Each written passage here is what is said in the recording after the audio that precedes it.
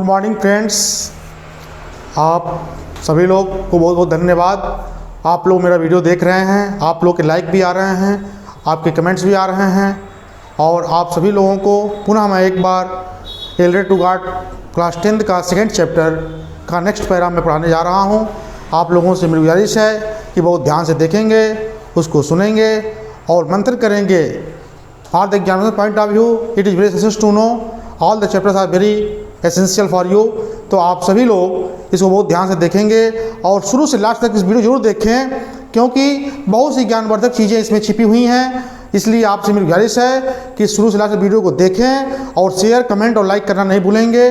और आप मेरे साथ हमारे चैनल के साथ बने रहिए शुरू से लास्ट तक। बहुत सी ज्ञानवर्धक चीज़ें मैं आपको देता रहूँगा। तो मैं एलरेडी टू गार्ड का अगला पैरा मैं शुरू करने जा रहा हूँ। मेरे सुधी पाठकों से गुजारिश है कि खूब ध्यान से देखेंगे और सुनेंगे।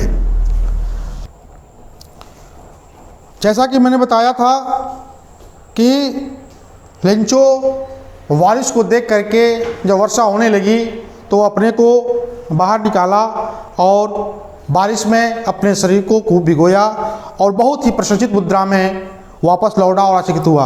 आगे मैं शुरू करने जा रहा हूं कि these are not raindrops falling from the sky, these are not raindrops falling from the sky.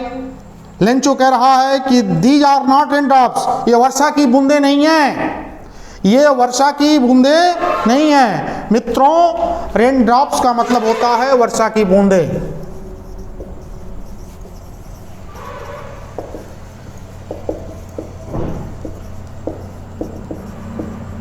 ठीक है, रेन ड्रॉप्स का मतलब होता है वर्षा की बूंदे।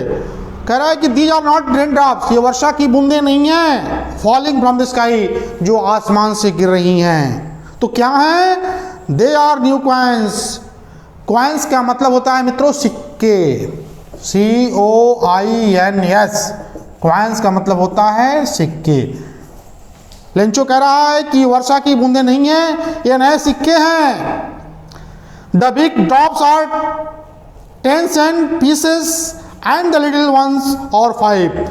लेंचो कह रहा है कि जो वर्षा की बड़ी बूंदें गिर रही हैं वे 10 सेंट की हैं और जो छोटे गिर रहे हैं वो 5 सेंट के हैं। With a satisfied expression he regarded the field of ripe corn with its flowers draped in a curtain of rain.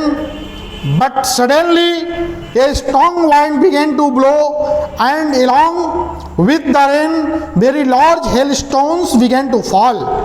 Lencho कह रहा है कि with a satisfied expression, satisfied का मतलब होता है प्रसन्नचित, संतुष्ट। एक्सप्रेशन माने भाव, यानी संतुष्ट भाव के साथ he regarded the field of ripe corns, वह अपने खेत में पके हुए फसल को देखा। विथ इट्स फ्लावर्स, जो फूल से लदे हुए थे। ड्रैप इन ए कर्टेन ऑफ रेन, जो वर्षा के चादर में लिपटे हुए थे। बट सडनली, सडनली का मतलब होता है अचानक।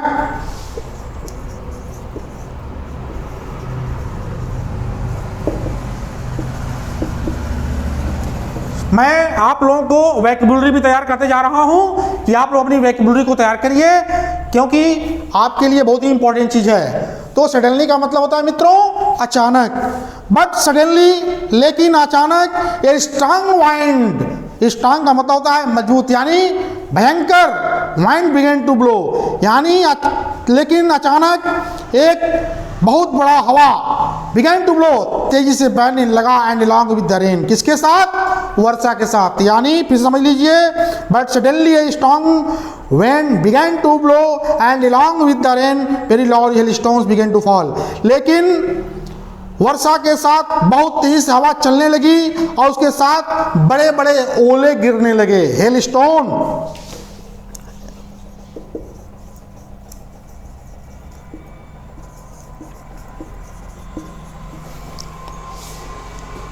वर्षा के साथ बहुत तेजी से हवा चलने लगी और उसके साथ ही साथ बड़े बड़े ओले गिरने लगे।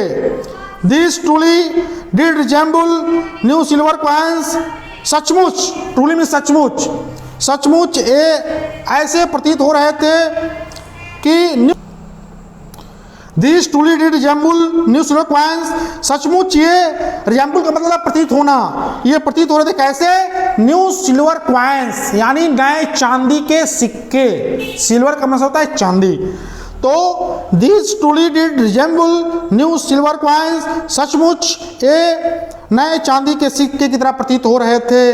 The boys exposing themselves to the rain, लड़के अपने को बारिश में क्या कर रहे थे, एक्सपोज कर रहे थे, उसमें भिगो रहे थे। Ran out to collect the frozen pearls, और दौड़ करके जो जमे हुए मोती थे, फ्रोजन में तो जमी हुई, फ्रीज फ्रोज फ्रोजन, जमी हुई पल्स में मोतियों, यानी जमी हुई मोतियों को वो क्या करने लगे, वो कलेक्ट इकट्ठा करने लगे। It is really getting bad now, Lencho कह रहा है, it is really getting bad now, अब यह बुरा हो रहा है, अब यह बुरा हो रहा है। एक्सक्लेम्ड द मैन, वह व्यक्ति आश्चर्यचकित हो गया और कहा कि अब मेरे साथ अब बुरा हो रहा है। I hope it passes quickly, मैं आशा करता हूँ कि पासेस क्विकली, जल्द ही ये गुजर जाएगा, मैं आशा करता हूँ कि जल्द ही गुजर जाएगा। It did not pass quickly, लेकिन यह जल्दी गुजरा नहीं। इट डिड नॉट पास, नहीं गुजरा, क्विकली, जल्दी से गुजरा नहीं, यह जल्दी से नहीं गुजरा। फॉर एन आवर, घंटों तक, फॉर एन आवर, घंटों तक। The hail rain on the house, the garden, the hillside, the cornfield, on the whole valley, घंटों तक ओले रेन ऑन द हाउस, घरों पे गिरते रहे, बारिश के साथ तो बड़े बड़े ओले गिरते रहे। द गार्डन, बागीचों में, द हिल साइड, पहाड़ी के किनारे, द कॉर्नफील्ड, उस पके हुए खेतों में, फसलों में, ऑन द होल वैली, यहाँ तक कि संपूर्ण घाटी में, यानी उस संपूर्ण घाटी के अंदर, उस बागीचे में, उस घर के और पहाड़ी के चारों तरफ वो वर्षा के साथ बड़े बड़े ओले गिरने लगे। कब तक, घंटों तक। फिर समझ लीजिए, यह जल्दी गुजरा नहीं, घंटों तक वर्षा के साथ बड़े बड़े ओले उस घर के, उस बागीचे में, उस पहाड़ी के किनारे और उस पके हुए फसल में गिरने लगे। द फील्ड वॉज वाइट, खेत कैसा हो गया, सफ़ेद था, वाइट मीन्स सफ़ेद, खेत एकदम सफ़ेद हो गया था। As if covered with salt, ऐसा लग रहा था कि यह नमक से ढका गया है। सॉल्ट का मतलब होता है नमक और कवर्ड का मतलब होता है ढका हुआ, ये ऐसा लग रहा था कि वो ढका हुआ है। Not a leaf remained on the tree, यहाँ तक कि एक लीफ में पत्ती, रिमेंड माने बचे रहा ना ऑन द ट्री, यहाँ तक कि एक पत्ती भी उस पेड़ों पे बची नहीं। The corn was totally destroyed, वह फसल एकदम बर्बाद हो गया था। टोटली मतलब पूर्ण रूप से, डिस्ट्रॉयड माने बर्बाद हो जाना, यानी वे फसल एकदम बर्बाद हो गए। The flowers were gone from the plants, plants का मतलब पौधों से फूल क्या हो गए थे, जा चुके थे, यानी गिर गए थे। Lencho's soul was filled with sadness, Lencho का हृदय, लेंचो की आत्मा फील्ड भर गई विथ सैडनेस, उदासी से, यानी लेंचो की आत्मा उदासी से भर गई। When the storm had passed, जब तूफान बीत गया, जब तूफान चला गया, he stood in the middle on the field, वो अपने खेत के मध्य खड़ा हो गया। ही स्टूड, खड़ा हो गया, इन द मिडिल, मध्य में, ऑफ द फील्ड, खेत के मध्य में, वह लेंचो मध्य में खड़ा हो गया। And said to his sons, और अपने पुत्रों से कहा, ये plague of locusts would have left more than this, the hail has left nothing, this year we will have no car. ये प्लेग ऑफ लोकस्टस, प्लेग का मतलब होता है, प्लेग ऑफ लोकस्टस का मतलब है टिड्डियों का समूह, प्लेग ऑफ लोकस्टस का मतलब होता है टिड्डियों का समूह। लेंचो कह रहा है कि ये plague of locusts would have left more than this, टिड्डियों का समूह भी हैव लेफ्ट, छोड़ा होता, मोर देन दिस, इससे अधिक छोड़ा होता, अर्थात टिड्डियों का समूह भी, टिड्डियों का दल भी इससे अधिक छोड़ गया होता। The hail has left nothing, इन ओलों ने कुछ नहीं छोड़ा है। This year we will have no car, इस वर्ष हम लोग के पास कोई फसल नहीं होगी। नो कार्न का मतलब होता है फसल। मित्रों, कार्न का मतलब होता है फसल, CORN। लेंचो कह रहा है कि this year we will have no corn, इस वर्ष हम लोग के पास कोई अनाज नहीं होगा। That night was a sorrowful one, वह रात एक दुख भरी रात थी। सॉरोफुल, SORROWFUL, सॉरोफुल दुख भरी। लेंचो कह रहा है कि that night was a sorrowful one, वह रात एक दुख भरी रात थी। All our work for nothing, हमारे कोई भी कार्य, जितने भी कार्य हैं फॉर नथिंग, कुछ नहीं रहे। There is no one who can help us, there is no one, कोई नहीं है ऐसा, हु कैन हेल्प अस, जो हम लोग की सहायता कर सके। लेंचो सब ये विचार कर रहा है।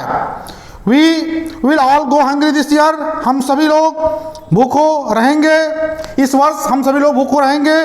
दिस ईयर का मतलब होता है इस वर्ष।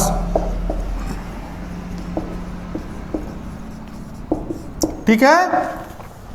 लेंचो कह रहा है कि we will all go hungry this year, हम सभी लोग इस वर्ष भूखों रहेंगे। But in the hearts of all who lived in the solitary, in that solitary house in the middle of the valley, there was a single hope, help from God. लेकिन Lencho कह रहा है but in the hearts of all, लेकिन in hearts of all का मतलब होता है कि सभी लोगों के हृदय में, लेकिन सभी लोगों के हृदय में, हु लिव्ड, जो रहता है, इन द सॉलिटरी हाउस, उस एकाकी घर में, in the middle of valley, जो उस घाटी के मध्य स्थित था। There was a single hope, एक आशा थी। क्या आशा थी? हेल्प फ्रॉम गॉड, कि ईश्वर उसकी मदद करेंगे। Don't be upset, don't be so upset even though this seems like a total loss, remember no one dies of hunger, उदास मत हो।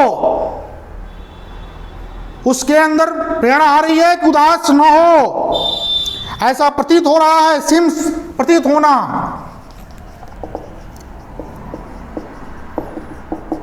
ठीक है, खूब ध्यान से देखेंगे आप लोग। कह रहा है जी कि don't be upset, so upset, even though this seems like to a total loss, remember no one dies of hunger, उदास मत हो, निराश न हो, जबकि यह प्रतीत हो रहा है कि तुम्हारा संपूर्ण बर्बाद हो चुका है। रिमेंबर, याद रखो, no one dies of hunger, कोई भूखों नहीं मरता है, कोई भूखों नहीं मरता है। That's what they say, no one dies of hunger.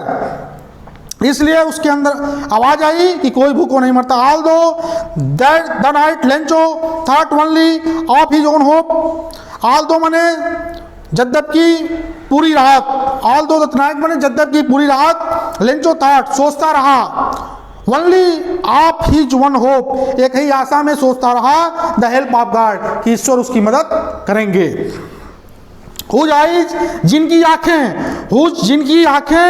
as he had been instructed, निर्देश करती हैं, see everything, यानी उनकी आंखें प्रत्येक चीज देखती हैं। even what is deep in one's eyes, जो हम सभी लोगों के अंतरात्मा में, conscience।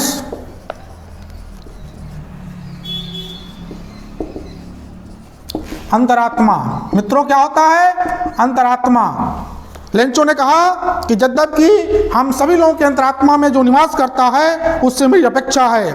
Lencho was an ox of a man, Lencho एक व्यक्ति होते हुए एक बैल की तरह था। वर्किंग लाइक एन एनिमल, एक पशु की तरह काम करता था। इन हिज फील्ड, अपने खेतों में, यानी लेंचो एक मनुष्य के रूप में बैल ही था कि जो एक पशु की भांति अपने खेतों में बहुत ही मेहनत करता था।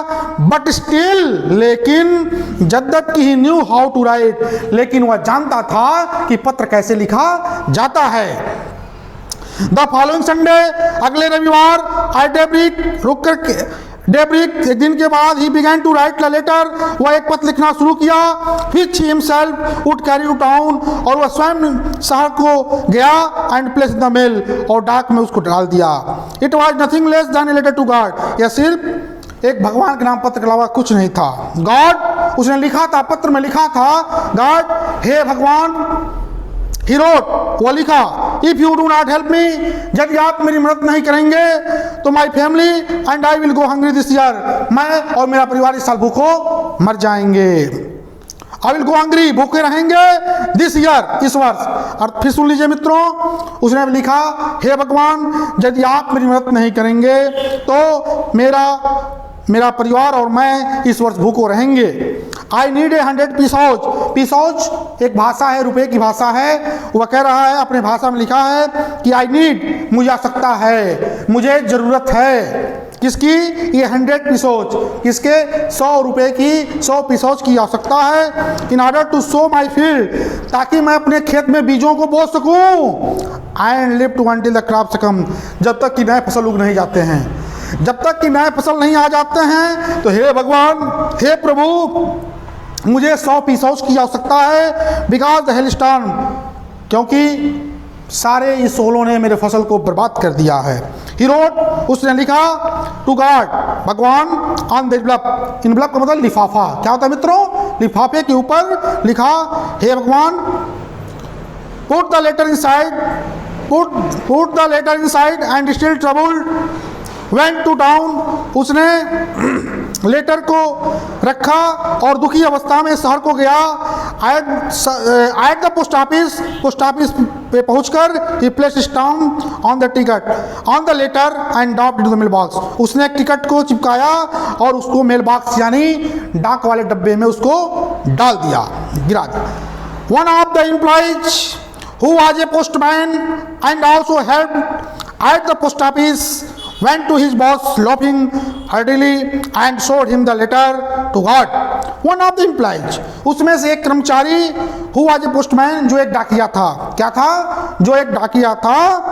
and also helped the post office, जो हमेशा पोस्ट ऑफिस यानी डाक की मदद करता था। went to his boss, वो अपने बॉस के मतलब अपने मालिक के पास गया। लाफिंग हटली, अत्यधिक हृदय से हंसते हुए यानी जोर जोर से हंसते हुए अपने मालिक के पास गया। एंड सोड, ऐसे वो दिखाया, सोड, उसने लेटर को दिखाया जिस पे लिखा था लेटर टू गॉड, जो भगवान के नाम पत्र को अपने मालिक को दिखाया। फिर सुन लीजिए मित्रों, एक बार मैं रिवाइज कर दे रहा हूँ। उसमें से एक कर्मचारी जो एक डाकिया था, जो हमेशा अपने कर्मचारियों और पोस्ट ऑफिस की मदद क्या करता था, वो अपने मालिक के पास हंसते हुए, बहुत तेजी से हंसते हुए गया और उस भगवान के नाम पत्र को उनको दिखाया। Never in his career as a postman had he known that address, उसने अपने डाकिए के जीवन काल में नेवर, कभी नहीं, never in his career as a postman यानी डाकिए के जीवन काल में, अपने कार्यकाल में उसने कभी नहीं इस तरह के पते को देखा था और नहीं परिचित था। द पोस्टमास्टर ए फैट, वह पोस्टमास्टर जो एक मोटा आदमी था, ऑल्सो ब्रोक आउट लाफिंग, वो भी उस पत्र को देख के बहुत ही हंसने लगा। बट ऑलमोस्ट इमीडिएटली, लेकिन जबकि शीघ्रता से, इमीडिएटली मतलब होता है शीघ्रता से, ही टर्न्ड सीरियस, वह एकदम गंभीर हो गया। And tapping the later on his desk, और थपथपाया। टैप का मतलब क्या होता है मित्रों? थपथपाना। वह क्या किया कि वह बहुत ही गंभीर अवस्था में, बहुत ही संजीदगी की अवस्था में, एंड टैपिंग द लेटर, उस पत्र को थपथपाया ऑन हिज डेस्क, अपने डेस्क पर, एंड कमेंटेड, और उसने कमेंट किया यानी अपनी प्रतिक्रिया व्यक्त की, अपनी प्रतिक्रिया व्यक्त की। मित्रों, आज मैं आपको 31 पैरे का अर्थ बता दिया और पुनः मैं अगला चैप्टर कल अगला पैरा शुरू करूंगा। तब तक के लिए आप इस वीडियो को लाइक और शेयर करना नहीं भूलेंगे।